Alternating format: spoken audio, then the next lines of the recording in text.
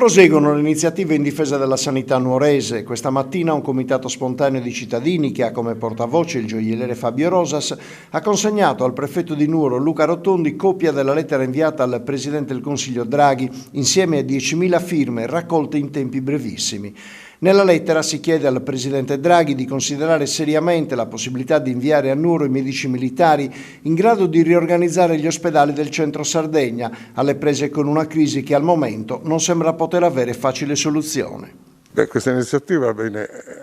arriva in seguito alla dimostrazione che come commercianti abbiamo fatto con un'ora di chiusura simbolica delle nostre attività, cercando di attirare il più possibile l'attenzione su questo